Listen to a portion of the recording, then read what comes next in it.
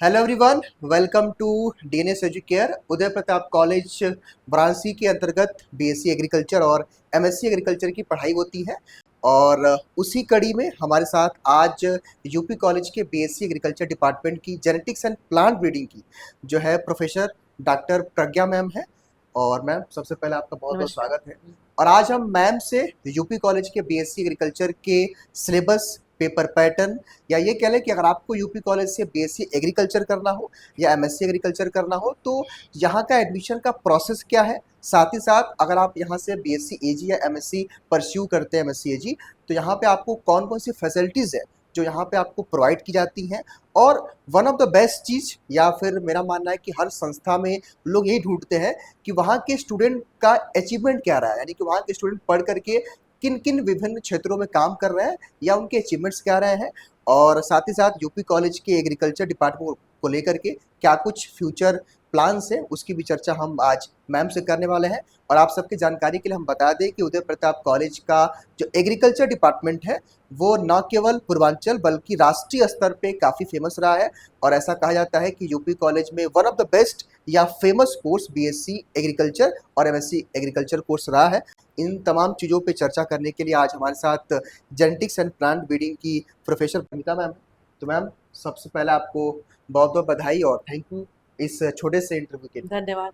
तो मैम, सबसे पहले हम शुरुआत ये करते हैं कि अगर किसी भी स्टूडेंट को यूपी कॉलेज से बीएससी एजी करना हो या एमएससी एजी करना हो तो ये एडमिशन का प्रोसेस क्या है? अपनी बात को शुरू करने से पहले मैं बताना चाहूंगी कि उदय प्रताप कॉलेज जो है कृषि संकाय के नाम से जाना जाता है।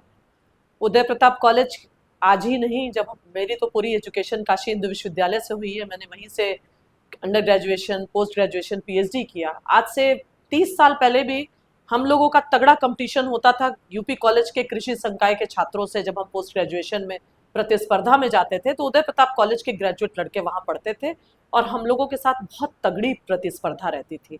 तो उदय प्रताप कॉलेज जो है कृषि संकाय के नाम से जाना जाता है। कृषि संकाय की काफ़ी चर्चा है इधर।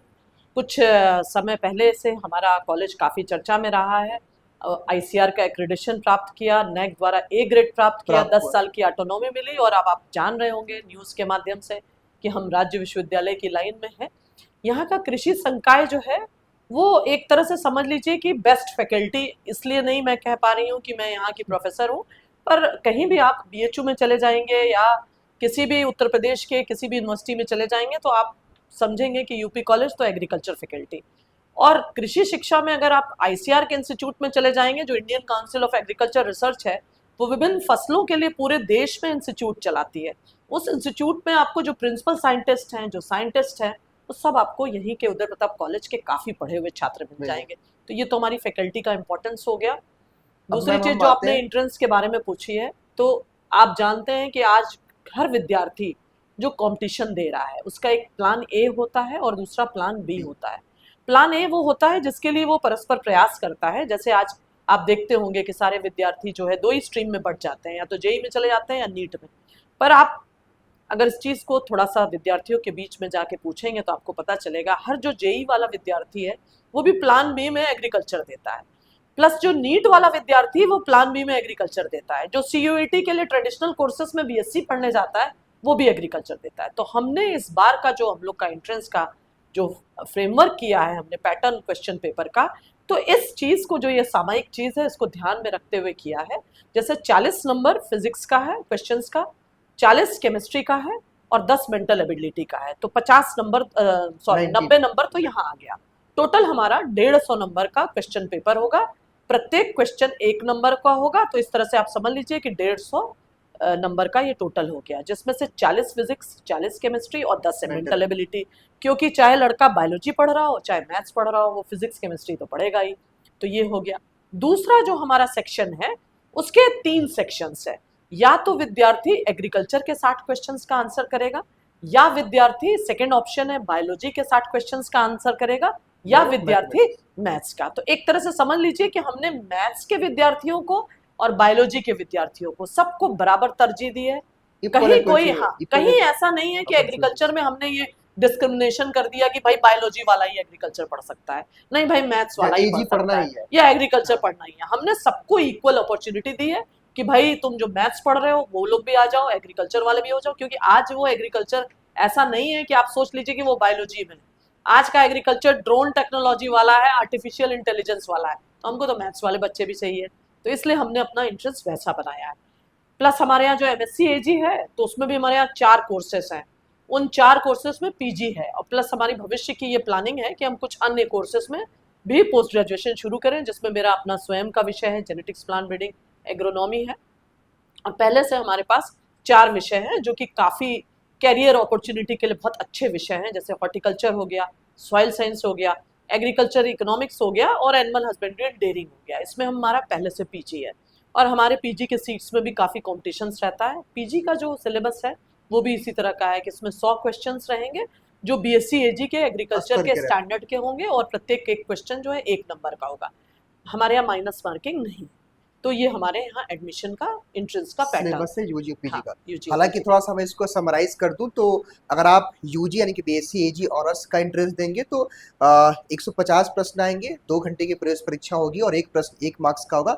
नेगेटिव मार्किंग नहीं है। Negative marking. और इस बार थोड़ा सा पैटर्न चेंज ये हुआ है कि सभी बच्चों को एक समान अवसर मिले, तो एजी, बायो और मैथ्स उन बच्चों के लिए 60 क्वेश्चन का ऑप्शन दिए गए हैं। बाकी जैसा कि मैम ने बताया कि केमिस्ट्री फिजिक्स के आपके 40 प्रश्न आएंगे और 10 प्रश्न आपके मेंटल एबिलिटी के, और पीजी के बच्चों के लिए 100 प्रश्न और 2 घंटे की प्रवेश परीक्षा, 1 क्वेश्चन 1 मार्क्स का।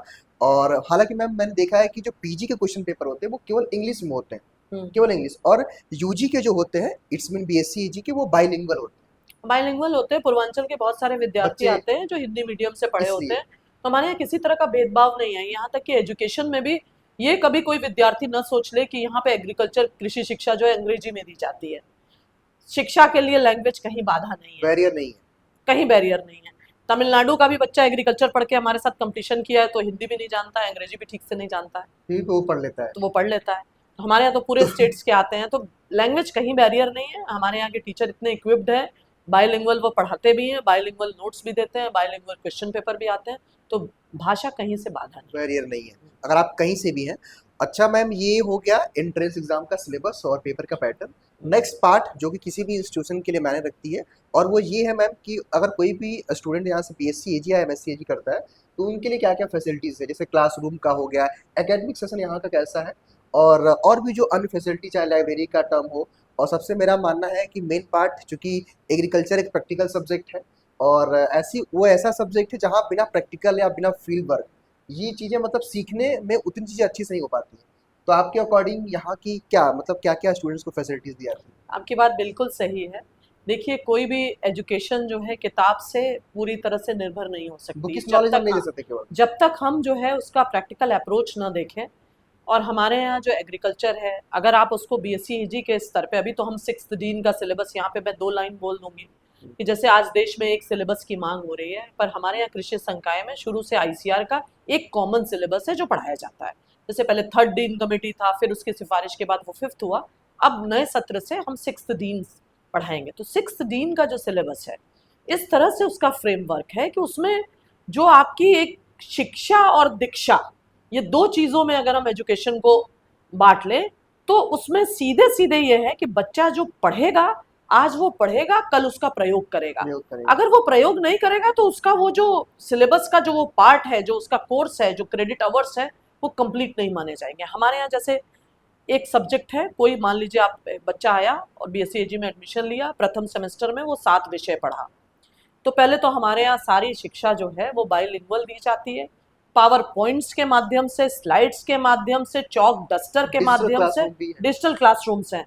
पर यूपी कॉलेज जो है बड़ी ही इस मामले में हम कहेंगे भाग्यशाली है कि संपूर्ण डिजिटलाइजेशन के बाद भी हम अपनी प्राचीनतम पद्धति के साथ पूरी तरह से अटैच हैं। सारे टीचर्स यहाँ पे डिजिटलाइज्ड हैं, सबके सब टैबलेट और लैपटॉप और सारी चीज़ों से इक्विप्ड हैं और पूरा डिजिटल लेक्चर देते हैं। पर उसके बावजूद हमारे यहाँ के टीचर, अगर किसी विद्यार्थी ने ये कह दिया कि सर मुझे ये स्लाइड वापस चली गई या मुझे ये डायग्राम समझ में नहीं आ रहा, वो तुरंत चौक डस्टर या मार्कर पेन और व्हाइट बोर्ड से बिल्कुल वैसे ही बनाते हैं। तो ये नहीं है कि हम डिजिटलाइज हो गए हैं तो हमने अपनी पुरानी शिक्षण पद्धति को छोड़ दिया है, हम चौक डस्टर से भी पढ़ाते हैं। प्लस जो हमारे यहाँ जो सैद्धांतिक और प्रायोगिक का कोई कोर्स है, तो उसका मान लीजिए 3 क्रेडिट का कोर्स है, तो 2 उसके थ्योरी क्लास होंगे और 1 प्रैक्टिकल क्लास होगी। तो प्रैक्टिकल मतलब पूरा प्रैक्टिकल है। कृषि का ये मतलब नहीं कि हमने किताब में कुछ लिखवा दिया है और हम बच्चे को दिखा नहीं पा रहे हैं। हमारे यहाँ बहुत बड़ा एग्रीकल्चर का फार्म है, जो आप जानते होंगे, यहाँ और डेयरी भी। डेयरी फार्म है। डेयरी फार्म पे सारे डेयरी एनिमल्स हैं और यहाँ पे मिल्क प्रोडक्शन भी होता है। ये हमारा जो डेयरी फार्म है वो आपको एक पूरी पिक्चर देख सकता है कि कैसे बच्चा एंटरप्रेन्योरशिप डेवलप कर सकता है। जैसे आप देखें, यहाँ बगल में अमूल बनास डेयरी है, तो हमारे यहाँ एक डेयरी फार्म है जहाँ पे मछली पालन भी है। वहाँ पे आपको सारे तरह के जो आपको मिल्क काउज हैं, बफेलोज हैं, सब आपको मिल्क प्रोडक्शन होता है। तो बच्चों को पूरी ट्रेनिंग दी जाती है। जैसे जो बच्चा पढ़ रहा है बीएससी एजी में, हम लोग उसके वीकली क्लासेस रहते हैं जब वो प्रैक्टिकल करने जाते हैं। प्लस बच्चा जो एग्रीकल्चर पढ़ रहा है, अब एग्रीकल्चर पढ़ रहा है तो खरीफ सीजन में आप जानते होंगे कि कृषि को 2 सीजन में बांटा जाता है। एक खरीफ सीजन होता है जिसमें कृषि में कुछ फसलें होती हैं, रबी सीजन होता है जिसमें कुछ फसलें होती हैं। तो खरीफ सीजन में हम अपने फार्म पे लड़कों से प्रैक्टिकल क्रॉप प्रोडक्शन में खरीफ की क्रॉप लगाते हैं। मान लीजिए राइस हो गया, तो प्रैक्टिकली रूप से लगाए जाते हैं। लगवाया जाता है। बच्चे यहाँ तक कि लड़कियां, आज जिस समय मैंने यहाँ यूपी कॉलेज में ज्वाइन किया था, मैं यहाँ पर सिर्फ 4 विद्यार्थी लड़कियां थी, मतलब फीमेल जो था वो सिर्फ 4 था। आज की डेट में लगभग 50% लड़कियां हैं। तो आप सोचिए कि लड़कियां जाती हैं, बाकायदे उनको एक लैंड अलॉटेड है। जैसे एक किसान काम करता है वैसे ही वो फार्म पूरा, उसके किनारे क्यारी बनाना, फिर सीड पूरा, पहले तो फील्ड प्रिपरेशन से लेके प्लांटिंग से लेके ट्रांसप्लांटेशन तक लड़के भी करते हैं और लड़कियां भी करते हैं। तो ऐसा नहीं है कि जैसे हमने यहाँ पे पढ़ा दिया कि ये एग्रीकल्चर की बीमारियां हैं, तो बच्चा सिर्फ किताब से नहीं जानेगा एग्रीकल्चर की बीमारियां हैं, वो फार्म पे जाएगा और हमारे उसको यहाँ जो देखेगा। प्रैक्टिकल्स होते हैं लड़के लेके आते हैं कि मैडम या सर जो पैथोलॉजी के सर हैं या जो हम लोग के पास की ये कौन सी बीमारी है या ये कौन सा क्रॉप है। तो पूरा एक प्रैक्टिकल पूरी अप्रोच है, प्रैक्टिकल। पूरा प्रैक्टिकल है। जो भी विभाग है, जैसे सॉइल साइंस है यहाँ पर या हॉर्टिकल्चर है, हॉर्टिकल्चर में आप सोचिए पूरा फ्रूट प्रिजर्वेशन चलता है। जो बच्चे जो है वो, आप जितने भी आपके फ्रूट्स हैं उनसे जैम, जेली, आंवला, मार्मलेट सब बनाना सीखते हैं। पैथोलॉजी में हम लोग सब कुछ सिखाते हैं, कैसे डिजीज को आइडेंटिफाई करना, उनकी रोकथाम करना। तो डिजीज की को आइडेंटिफाई करना, बीमारियों की रोकथाम करना किताबी नहीं है, फार्म पे ले जाते हैं और फार्म पे मौके पे वो पौधों को पहचानते हैं कि ये कौन सी बीमारी लगी है और फिर उसमें क्या रोकथाम है। बल्कि आप ये जान लीजिए कि पूर्वांचल के किसान भी कभी कभी अपनी बीमारी लेके आते हैं यहाँ पे कि ये फसल को ये नुकसान हो गया है, जरा सर्जी बताइए। तो हमारे यहाँ पूरा प्रैक्टिकल अप्रोच है। उसी तरह एग्रोनॉमी में है, तो एग्रोनॉमी में भी ऐसा है, हम सिर्फ किताब में नहीं पढ़ाते हैं, हम पूरा लेके जाते हैं फार्म पे। उन बच्चों को कब हम फर्टिलाइजर डालना है, कितना इरिगेशन देना है, अगर कोई खरपतवार है तो उसका नियंत्रण कैसे करना है। तो एक तरह से थ्योरी सैद्धांतिक हम लोग लेके और फिर प्रायोगिक प्रैक्टिकल। पूरा पढ़ा रहे हैं। उसी तरह आप चले जाइए सॉइल साइंस में, तो सॉइल साइंस में ऐसा नहीं है कि सिर्फ हम लैब में केमिकल मिला के प्रैक्टिकल सिखाते हैं। हम बच्चों को ये सिखाते हैं कि अगर किसी मिट्टी का निरीक्षण करने के लिए दे दिया जाए तो उसकी पूरी टेस्टिंग करके उसमें कौन कौन से मिनरल न्यूट्रिएंट हैं वो सब आप निकाल सकते हैं। तो एक तरह से पूरा प्रैक्टिकल है। और बाकी तो आप जानते ही हैं, कृषि शिक्षा और यहाँ की वेल नोन है। और मेरे ख्याल से मैम एग्रीकल्चर में ये बड़ा इंपॉर्टेंट रोल प्ले करता है कि अगर हम लोग बुक से नॉलेज लें उसको प्रैक्टिकली रूप से हाँ बिल्कुल, करें, वो ये जरूरी है। बहुत इम्पोर्टेंट है। जी। अगला सवाल मेरा मैम ये रहेगा कि मान लीजिए कि बहुत सारे ऐसे बच्चे हैं जो इकोनॉमिकली वीकर सेक्शन से आते होंगे, तो यूपी कॉलेज में स्कॉलरशिप की कोई फैसिलिटीज है जी जी एग्रीकल्चर के स्टूडेंट्स के लिए? बिल्कुल है। यहाँ पे मंडी परिषद जो है स्कॉलरशिप देता है, जो कि मेरिट कम मीन्स है, यानी कि मेरिट में तो आना ही थोड़ा सा पड़ेगा। हम इसको एक्सप्लेन हाँ, करें। मेरिट में तो आना ही पड़ेगा, प्लस कुछ बैकग्राउंड, एक तो वो यूपी का उत्तर प्रदेश का रेजिडेंट होना चाहिए। फिर कुछ एक सीमित भूखंड है, जैसे आप किसको मानते हैं किसको स्कॉलरशिप की जरूरत है। जैसे आप बहुत सारे सरकारी योजनाओं में गरीबी रेखा मानी जाती है, वैसे यहाँ पे एक मानक है कि इस मानक के हिसाब से अगर उसके घर की जो आय है वो है तो वो बच्चा उस क्राइटेरिया में आता है। और 3,000 पर मंथ, मतलब मासिक आय जो 3,000 पर मंथ उसको स्कॉलरशिप मिलती है। पर्याप्त होती है एक विद्यार्थी के लिए 3,000 स्कॉलरशिप। मंडी परिषद स्कॉलरशिप देता है, प्लस जो उत्तर प्रदेश सरकार की स्कॉलरशिप है जो यूपी सबके लिए है, यूपी स्कॉलरशिप, वो भी है। तो एक तरह से कहा जाए कि किसी भी निर्धन बच्चे को, हम तो यहाँ से शुरुआत करेंगे कि जो यहाँ का कृषि संकाय है जितने कम पैसे में बीएससी ऑनर्स एग्रीकल्चर, वो भी आईसीआर का एक्रेडिशन है, Indian council of agriculture research ने हमारे इस एग्रीकल्चर फैकल्टी के बीएससी ऑनर्स एग्रीकल्चर प्रोग्राम को 2022 में एक्रेडिट किया और हम रेयरेस्ट ऑफ रेयर बन गए। बहुत कम कॉलेज हैं जो आईसीआर से एक्रेडिट है। तो हमारे यहाँ से आईसीआर का जो एक मिनिमम एलिजिबिलिटी क्राइटेरिया है उसको फुलफिल किया हमारे कॉलेज ने, बीएससी ऑनर्स एजी प्रोग्राम, और वो इतने कम पैसे में कि एक निर्धन बच्चा आराम से वो सेमेस्टर फीस दे के पढ़ सकता है। उसके बावजूद अगर उसके पास पैसे की कोई कमी है या वो नहीं अफोर्ड कर सकता तो फीस माफ़ी की सुविधा है। प्लस जो एग्रीकल्चर का जो एजुकेशन हमने आपको बताया कि एक तरह से मंडी परिषद की स्कॉलरशिप है प्लस यूपी की स्कॉलरशिप है। तो मेरा मैम आपसे अगला सवाल है, मेरा क्या जो व्यूअर्स देख रहे हो कि या तो वो एज ए स्टूडेंट देख रहे हो या स्टूडेंट के अगर पेरेंट्स देख रहे हो तो उनके मन में भी होगा कि वो यूपी कॉलेज से ही बीएससी एजी या एमएससी एजी क्यों परस्यू करें, कुछ ऐसे स्पेसिफिक रीजन आप दे सकती हैं? देखिए, अगर आप हिस्टोरिकल देखेंगे तो मैंने जैसे पहले सबसे पहले बताया कि आज से 30 साल पहले भी यूपी कॉलेज का बीएससी एजी का स्टूडेंट बीएचयू के बीएससी के स्टूडेंट के साथ Compete तगड़ा करता। कंपटीशन दे के एमएससी एजी में वहाँ एंट्रेंस में हमारा सबसे तगड़ा कंपटीशन यूपी कॉलेज से हुआ। ये तो हम 30 साल पहले की बात है। 30 साल में इतना समय बदल गया। तो अगर आप एकेडमिकली देखें तो सबसे पहले तो यहाँ का बीएससी ऑनर्स एग्रीकल्चर जो प्रोग्राम है वो Indian council of agriculture research द्वारा इसका एक्रेडिशन हुआ है 2022 में। तो एक बच्चा जो यहाँ से बीएससी एजी करके जाएगा किसी भी जगह, वो एमएससी एजी में या पोस्ट ग्रेजुएशन में एडमिशन लेगा, तो सबसे पहले तो निगाह इस पर जाती है कि इसका जो बीएससी ऑनर्स एग्रीकल्चर की जो डिग्री है वो आईसीआर से एक्रेडिटेड है। क्योंकि आज की डेट में मशरूम्स की तरह प्राइवेट कॉलेज खुल रहे हैं जो एग्रीकल्चर के एजुकेशन के नाम पर वो कुछ भी नहीं दे पा रहे हैं। तो ऐसे में एक जो इस तरह के इंस्टीट्यूट हैं जो प्रीमियर इंस्टीट्यूट हैं उनको स्क्रीनिंग करने का मौका मिल जाता है कि विद्यार्थी उदय प्रताप कॉलेज से, जो कि एक ICR accredited BSc honours agriculture programme चलाता है, वहाँ से पढ़ के आया है। ये तो सबसे पहला रीज़न हुआ। दूसरा रीज़न हुआ कि अगर आप इकोनॉमिकली देखें तो इतनी कम फीस में आपको कहीं भी इस तरह की पूरी डिजिटलाइज्ड एग्रीकल्चर एजुकेशन नहीं मिलेगी। आज हमारे क्लासरूम एक्विप्ड हैं, सारे टीचर्स हमारे पूरी तरह से डिजिटली एक्विप्ड हैं। विद्यार्थी जो हमारा आता है वो आज तो खैर टेक्नो फ्रेंडली टेक्नोलॉजी सेवी हर विद्यार्थी होता है, पर हमारा विद्यार्थी पहले ही दिन आता है तो उसको इतनी सारी चीज़ें चलचित्र के माध्यम से, पावर पॉइंट के माध्यम से, वीडियो लेक्चर्स के माध्यम से देखने को मिलती है। तो वो कहीं से ये नहीं सोचता है कि हम किसी पिछड़ी जगह पढ़ रहे हैं। उसको ये लगता है कि अरे जो पूरे देश में हो रहा है, पूरे विश्व में हो रहा है, वो हमारे कॉलेज में हो रहा है। तो वो पहले ही उसका कॉन्फिडेंस बिल्डअप हो जाता है। कहने का मतलब है कि जैसे हमारा लड़का पोस्ट ग्रेजुएशन करने गया और उसको अगर कह दिया गया कि पीपीटी बना दो, पावर पॉइंट लेक्चर बना दो, तो वो लड़का तो बीएससी एजी के फर्स्ट सेमेस्टर में ही देखा है कि टीचर्स बना रहे हैं और कैसे कर रहे हैं। तो एक तरह से वो अपने आप को समय के बिल्कुल अनुरूप पाता है। दूसरी चीज़ हो गई, हमने आपको इकोनॉमिक बता दिया कि इतनी कम फीस में आपको कहीं भी एग्रीकल्चर नहीं मिलेगा। जिस तरह की फीस में और जो सुविधाएं हम देते हैं, हमारे पास पूरा एक एग्रीकल्चर का फार्म है, डेयरी फार्म है, पूरा लड़का प्रैक्टिकल करता है। उसके बाद एक और जो इमोशनली अगर देखा जाए तो उदय प्रताप कॉलेज के जो विद्यार्थी हैं, Indian council of agriculture research के जितने भी देश के इंस्टीट्यूट है उसमें फैले हुए हैं, अलग अलग जगहों पे, सब जगह। क्योंकि देखिए एग्रीकल्चर की जो शिक्षा है वो उसके जो बच्चे जो ग्रेजुएट्स और पोस्ट ग्रेजुएट होते हैं तो उनका सबसे पहला एम होता है कि हम Indian council of agriculture research में साइंटिस्ट बन जाए। तो उदय प्रताप कॉलेज के बहुत सारे विद्यार्थी आपको आईसीआर के इंस्टीट्यूट में साइंटिस्ट बन के मिलते हैं। तो जैसे ही उन्हें पता लगता है कि ये हमारे कॉलेज का विद्यार्थी आ गया, तो एक उदय प्रताप कॉलेज के लिए जो एक ट्रेडिशनल सॉफ्टनेस है वो हमेशा विद्यार्थियों को, हमारे विद्यार्थी बताते हैं कि हम यहाँ पोस्ट ग्रेजुएट करने आए हैं और यहाँ प्रोफेसर जो है यूपी कॉलेज के ही हैं। तो एक तरह से देखा जाए ये सर्वव्यापी है, यहाँ का विद्यार्थी जो है सर्वव्यापी है।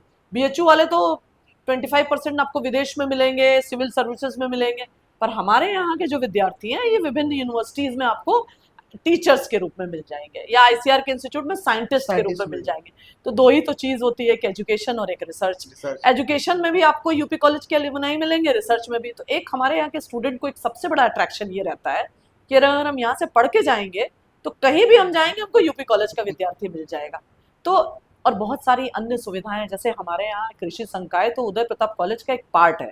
उदय प्रताप कॉलेज एक इस समय आप समझ लीजिए, आप तो देख ही रहे हैं कितना चर्चा में है। कोई भी जो देश में चीज़ आती है, जैसे अभी उन्नत भारत है जिसमें यहाँ पर एक गांव को गोद लिया गया और वहाँ की महिलाओं को शिक्षित करने के साथ साथ रोजगार देने का पूरा काम उदय प्रताप कॉलेज मतलब कर रहा है। तो उन्नत भारत योजना हो गई या इंस्टीट्यूशन इनोवेशन काउंसिल हो गया। हमारे यहाँ के विद्यार्थी रोवर्स रेंजर्स में जाते हैं रोवर्स रेंजर्स में जाके मतलब एक मल्टी डायमेंशनल जो पर्सनालिटी बनती है, डेवलपमेंट जो हो रहा सिर्फ ये नहीं कि हम किताब का एजुकेशन ले लिए और अंत में आप निकले तो आप डिग्री बीएससी से बस सिर्फ दे डिग्री से दे दी। हमारे यहाँ का बच्चा मिशन शक्ति में पार्टिसिपेट करता है, जो सरकार की योजना है उसमें डिबेट में कंपटीशन करता है, रोवर्स रेंजर्स में जाता है। अभी आप देखे होंगे अभी बीएचयू में हमारे यहाँ काशी यात्रा होता है, जो कि कहते हैं आईआईटी के बच्चे उसमें जाते हैं। उस काशी यात्रा में हमारे यूपी कॉलेज के बच्चों ने नृत्य नाटिका से लेके सब कुछ प्रेजेंट किया था। तो मतलब एक प्लेटफॉर्म जो एक मिलना चाहिए विद्यार्थियों को, या विद्यार्थी सोचे कि हम एक छोटे से कॉलेज में हैं और हमको कोई प्लेटफॉर्म नहीं मिल रहा है, तो ऐसा बिल्कुल नहीं है। हमारे यहाँ स्पंदन में बच्चे जा रहे हैं, काशी यात्रा में जान रहे हैं। और मेरा ये मानना है कि सिर्फ पढ़ाई जो किताब से मिलती है वो किसी के व्यक्तित्व निर्माण में सहायक नहीं होती है, जब तक कि विद्यार्थी विभिन्न गतिविधियों में अपने आप को सम्मिलित न कर लें। आप उदय प्रताप कॉलेज के खेलकूद से अच्छे से परिचित है, मेरे ख्याल से पूरा देश परिचित है। तो एक विद्यार्थी जो यहाँ कृषि पढ़ने आता है, अगर उसको कहीं से मौका मिलता है बास्केटबॉल खेलने का, ये तो हम कहीं से रोक टोक नहीं करते हैं। बल्कि हमारे यहाँ का बच्चा, जो हमारे यहाँ स्पोर्ट्स कोटा में भी बच्चे जो आते हैं, वो आगे कहते हैं कि हमको क्लासेस में कुछ रिलैक्सेशन चाहिए, हमारा बास्केटबॉल का हमको स्टेट लेवल पे जाना है या हमको डिस्ट्रिक्ट लेवल पे जाना है। तो एक तरह से पूरी पर्सनालिटी डेवलप होती है। तो ये यहाँ के बच्चों को यानी कि मैम सुविधा पढ़ाई देता के है। साथ साथ जो अदर एक्टिविटीज है, को पूरी पूरी करिकुलर पूरी जो एक्टिविटीज मानी जाती हाँ, है, बहुत सारा। जो कि एक डेवलपमेंट में काफी जो हाँ, है वो उपयोगी है, वो सब कुछ यूपी कॉलेज सब मिलता है। कुछ सब तो कुछ। ये कुछ आपने बताया कि भाई यूपी कॉलेज से आप बीएससी या एमएससी एजी क्यों परस्यू कर सकते हैं। अगला मैम मेरा सवाल आपसे ये है कि कभी भी अगर कोई भी बच्चा कहीं से भी पढ़ता है, तो एक कहीं ना कहीं रोजगार जो एक दिमाग में है कि हम अगर वहाँ पढ़ रहे हैं तो वहाँ का प्लेसमेंट क्या है, या फिर अगर हम वहाँ से पढ़ते हैं तो एक जॉब सिक्योरिटी की बात आती है। तो मैम क्या कुछ प्लेसमेंट का भी यहाँ पे कुछ है? बिल्कुल, देखिए आप जानते होंगे कि आज वैश्विक युवा जो है बेरोजगारी की चपेट में है, और भारत को एक युवा राष्ट्र कहा जा रहा है सिर्फ इसलिए क्योंकि यहाँ 70% आबादी जो है युवाओं की है। पॉपुलेशन बेरोजगारी से आप सब लोग परिचित हैं। एग्रीकल्चर आप देखे होंगे, एक एग्जाम्पल छोटा सा देते हैं, कोरोना काल में जब सब कुछ रुक गया था, सब कुछ रुक गया, एक एग्रीकल्चर ऐसा सेक्टर था जो चल रहा चल रहा था और कितना मुफ्त में अनाज बांटा गया। तो एग्रीकल्चर सिर्फ जॉब प्रोवाइडर, हम ये सोच लीजिए कि जॉब सीकर नहीं है, हम जॉब प्रोवाइडर भी हैं। तो एक तो एग्रीकल्चर का लड़का जो यहाँ से बीएससी एजी करता है, सबसे पहले तो हमारे यहाँ कुछ कैरियर प्लेसमेंट सेल है, तो जो कैंपस प्लेसमेंट कराती है, क्योंकि बहुत सारे बच्चे ऐसे बैकग्राउंड से आते हैं जो सिर्फ ये एक मोटो लेके आते हैं कि मुझे 4 साल में बीएससी एजी करना है, उसके बाद किसी प्राइवेट कंपनी में जाना है। तो बहुत सारी सीड कंपनी है, पेस्टिसाइड कंपनी है, एग्रोकेमिकल्स कंपनी है, बहुत सारी ऐसी कंपनीज आती हैं। हाँ आती हैं यहाँ पे रेगुलर बेसिस पे, और इंटरव्यू करके बच्चों को ले जाती हैं एज एन एग्रीकल्चर ट्रेनी, फिर उसके बाद उनको इधर स्टैब्लिश बीच कर में देती है। मैंने सुना कुछ बैंक सेक्टर में बच्चे उधर जा रहे हैं। बैंक में बहुत बच्चे जाते हैं। अब एग्री बिजनेस मैनेजमेंट में, जैसे हमारे यहाँ के बहुत सारे बीएससी एजी के बच्चे एग्री बिजनेस मैनेजमेंट करने चले जाते हैं, वहाँ कैंपस प्लेस्ड हो जाते हैं। तो एक लंबी फौज आपको मिल जाएगी जो यहाँ का एकदम साधारण सा विद्यार्थी है, जो पूरी खेलकूद के साथ पढ़ते हुए नेतागिरी करते हुए वो बैंक मैनेजर बना हुआ है। तो बैंकों में बच्चे गए हैं, आईसीआर का, Indian council of agriculture research में जितने इंस्टीट्यूट है, तो एआरएस का, एग्रीकल्चर रिसर्च साइंटिस्ट का एग्जाम होता है, तो उस एग्जाम्स में भी बहुत बच्चे क्वालिफाई करते हैं, उससे ही नेट बच्चे क्वालिफाई कर लेते हैं। तो आप देख लीजिए बहुत सारी उत्तर प्रदेश की यूनिवर्सिटीज़ में आपको मिल जाएंगे उदय प्रताप कॉलेज के विद्यार्थी। और इससे बड़ा उदाहरण क्या होगा कि यहाँ के कृषि संकाय में जो 60% टीचर हैं वो यही उदय प्रताप कॉलेज के कृषि संकाय के पढ़े हुए हैं, और वो उच्चतर शिक्षा सेवा आयोग द्वारा चयनित है और वो यही के पढ़े हुए हैं। तो हालांकि मैम इससे एक इमोशनली जो कनेक्शन यूपी कॉलेज के प्रति है उसको पर देखा आप जा सोच सकता है। लीजिए कि वो पूरे एकेडमिक स्टैंडर्ड को उन्होंने मेंटेन किया, तब ना उच्चतर, ऐसा नहीं है कि यूपी कॉलेज में पढ़े तो यूपी कॉलेज ने अपने रख लिया, इस तरह का नहीं है। वो उच्चतर शिक्षा सेवा आयोग जो हायर एजुकेशन कमीशन है, उसके एकेडमिक स्टैंडर्ड को मीट आउट करके हमारे यहाँ के एग्रीकल्चर के जो एल्यूमनाई हैं, यहीं पे प्रोफेसर हैं, आपको बीएचयू में मिल जाएंगे, बहुत सारे आपको यूनिवर्सिटीज़ में, आईसीआर इंस्टीट्यूट में मिल जाएंगे। कैंपस प्लेसमेंट होता है, बच्चे यहाँ बहुत कॉम्पिटिशन देते हैं। बहुत सारे बच्चे, अभी पिछले वर्ष 22 बच्चे जो है बीपीएससी में गए और ब्लॉक डेवलपमेंट ऑफिसर में गए। बहुत सारे बच्चे आप एग्रीकल्चर ऑफिसर्स आपको मिलेंगे, रिसर्च में मिलेंगे, पॉलिसी मेकर्स में मिलेंगे। तो एग्रीकल्चर का एक समझ लीजिए बहुत अच्छा प्लेसमेंट का सिनेरियो है। हालांकि मैम प्लेसमेंट की बात हो गई और आपने कई सारी चीज़ों को गिनाई, लेकिन मैम यहाँ के जो एल्यूमनाई है, जब अगर हम अचीवमेंट्स की बात करें तो ऐसे कुछ नाम जो थोड़ा सा कुछ फेमस पर्सनालिटी जो यूपी कॉलेज से पढ़ करके वहाँ गए हो, जहाँ ऐसे देखा जाए तो अगर सबसे पहले अगर एकेडमिक में अगर देखा जाए तो सबसे बड़ा स्टैंडर्ड हम किसको मानते हैं? अगर हम एकेडमिक में देखते हैं तो हम सोचते हैं कि सबसे बड़ा स्टैंडर्ड तो ये है कि कोई किसी यूनिवर्सिटी का वाइस चांसलर बन जाए, तो मेरे पास एक पूरी लिस्ट है जिसमें आप देखिए चंद्रशेखर आजाद यूनिवर्सिटी के वीसी यहीं के एल्यूमिनस यहीं से पढ़े हैं। फिर उसके बाद आचार्य नरेंद्र देव के जो विजेंद्र सिंह हैं वो भी यहीं के हैं। फिर एक दुनिया राम है, वो वाइस चांसलर है, वो भी है बिहार एग्रीकल्चर यूनिवर्सिटी के। फिर सबौर एग्रीकल्चर यूनिवर्सिटी के, वो भी यहीं के वीसी। तो चार पांच तो आपको वीसी मिल जाएंगे, प्लस आपको डायरेक्टर ऑफ एजुकेशन, आपको बहुत सारे डायरेक्टर ऑफ एक्सटेंशन मिल जाएंगे आईसीआर के। मतलब आप समझ लीजिए कि अगर बांट दिया जाए एजुकेशन, रिसर्च और पॉलिसी, यही तो किसी भी एजुकेशन का महत्व होता है ना, कि एकेडमिक्स में चले जाइए या रिसर्च में चले जाइए या पॉलिसीज में चले जाइए, तो तीनों सेक्टर्स में आपको मिल जाएगा। यहाँ के एल्यूमिनाई आईसीआर के बहुत से, मेरे पास पूरी लंबी लिस्ट है, आप कहेंगे तो हम पढ़ देंगे। जैसे बलदेव सिंह हैं जो कि एक्सटेंशन आईआरआई के हैं, फिर विजेंद्र सिंह जो इस समय वीसी हैं आपके आचार्य नरेंद्र देव यूनिवर्सिटी के, फिर आनंद कुमार सिंह है वाइस चांसलर, चंद्रशेखर आजाद। तो ये तो वीसी तो चेंज होते रहते हैं कि देश के हर एक कोने में, अगर आप हर एक कोने में मिल जाएंगे यूपी कॉलेज के स्टूडेंट है। और आपको एक और चीज महत्वपूर्ण बता दें, अब जो हम 6th डीन का सिलेबस पढ़ाने जा रहे हैं, जो नेशनल एजुकेशन पॉलिसी फ्रेमवर्क के हिसाब से डिजाइन किया गया है, वो बच्चों को एक एंटरप्रेन्योरशिप के रूप में या एंटरप्रेन्योर के रूप में डेवलप करने के लिए पूरी तरह से ट्रेन करने जा रहा है। आज जो एजुकेशन है वो पूरी तरह से सिर्फ ये नहीं है कि एकेडमिक्स है, स्किल डेवलपमेंट, आपके पास क्या स्किल है। इवन जो लड़का बीटेक करता है, कंप्यूटर साइंस भी पढ़ता है, तो उससे पूछा जाता है कि तुम iOS पे काम करते हो, कि तुम क्लाउड कंप्यूटिंग पे काम करते हो, कि तुम इस पे काम करते हो। तो हमारे यहाँ का जो एग्रीकल्चर का लड़का है, हम उसको इतने सारे स्किल इन्हेंसमेंट, जैसे फिशरीज हो गया, मशरूम हो गया, वैल्यू एडिशन हो गया डेयरी प्रोडक्ट्स में, इतने सारा स्किल हम करके उनको एक एग्री बिजनेस के लिए भी तैयार कर रहे हैं, कि न सिर्फ वो सिर्फ जॉब सीकर्स बने बल्कि वो जॉब प्रोवाइडर बने। क्योंकि रूरल बैकग्राउंड से आने वाले लड़के, फार्म वाले लड़के हैं, तो वो अपने यहाँ एक छोटा मोटा पूरा एक एग्री बिजनेस चला सकें। इस तरह का भी हमारे यहाँ रिसेंट ट्रेंड देखने में आया है। क्योंकि अब जो विद्यार्थी आते हैं हमारे यहाँ, एक प्रैक्टिकल, आप समझ लीजिए एक सेमेस्टर, ऐसा बहुत कम जगह होता है कि एक पूरा सेमेस्टर हमारे यहाँ प्रैक्टिकल है, जिसको हम बोलते हैं रावे प्रोग्राम, जो कि शायद एंड लास्ट में होता है, वो 8th सेमेस्टर में होता है। तो उसमें हम बहुत सारे फार्म्स पे ले जाते हैं बच्चों को, और उसके बाद विजिट कराते हैं बच्चों को, प्लस बच्चों को दे दिया जाता है कि आप किसानों के बीच में जाइए, उनकी समस्याओं को देखिए, सरकार की वो स्कीम से परिचित हैं कि नहीं है ये आप जानिए। इसी बहाने विद्यार्थी खुद पढ़ते हैं और वो ये जानते हैं कि सरकार कितना स्टार्टअप के लिए फंड देती है, सरकार कितना स्कीम्स के लिए फंड देती है। इसी बहाने विद्यार्थियों को जानने का मौका मिलता है, और वो लगभग मेरे ख्याल से 1 महीना किसानों के बीच रह के उनकी पूरी फार्मिंग प्रैक्टिसेस से लेके समस्याओं तक को जानते हैं। तो ये तो पूरा प्रैक्टिकल हो गया। उसके बाद हमारे बच्चे जो है एक्सपीरियंशियल लर्निंग प्रोग्राम पे जाते हैं। एक्सपीरियंशियल लर्निंग प्रोग्राम है उसका, ELP नाम है, यानी वो अपने एक्सपीरियंस से पूरी लर्निंग करते हैं। उसके बाद हम उनको एग्रो इंडस्ट्री में अटैच कर देते हैं। जैसे मान लीजिए हम ये सोचते हैं ना कि अमूल बनास है, तो अमूल बनास क्या है, this is an agro industry, वो पूरा डेयरी पे बेस्ड है। तो हम अपने बच्चों को इस तरह की भी ट्रेनिंग दे रहे हैं कि वो डिफरेंट एग्रीकल्चर की जो इंडस्ट्रीज हैं उसमें भी जाके प्लेस हो सकें, प्लस वो अपना फार्म भी स्टैब्लिश कर सकें। तो एक तरह से एक मल्टी डायमेंशनल, और हम उनके सामने, जैसे OMR में बहुत सारी चॉइसेस है, हम उनके सामने बहुत सारी चॉइसेस छोड़ देते हैं कि आपको इसमें से क्या चॉइस है, आप देख लीजिए, आपका नौकरी, रोजगार, बिजनेस सब इंतजार कर रहा है। मतलब सब कुछ यहाँ से आपको सारे ऑप्शंस सारे ऑप्शंस खुले हैं, और यूपी कॉलेज से आपका एक तरह से मल्टी डायमेंशनल आपका डेवलपमेंट यूपी कॉलेज से होगा। मैम लास्ट एक और सवाल आपसे ये है कि जो भी स्टूडेंट यहाँ से BSc AG या MSc AG करने आ रहे हैं, उनके लिए कुछ आपका अगर मैसेज हो, अगर आप देना चाहें तो। मेरा सबसे बड़ा मैसेज ये है कि देखिए, आज की जो एजुकेशन है, एग्रीकल्चर वो एंशियंट नहीं रहा, जो पुराने समय में एग्रीकल्चर रहा करता था, जिसमें बस लोग खरीफ और रबी की फसल जान के, और फसल में खरपतवार नियंत्रण से लेके कीट नियंत्रण, कौन सी बीमारी। आज का एग्रीकल्चर जो है आर्टिफिशियल इंटेलिजेंस और ड्रोन टेक्नोलॉजी ड्रिवन एग्रीकल्चर है।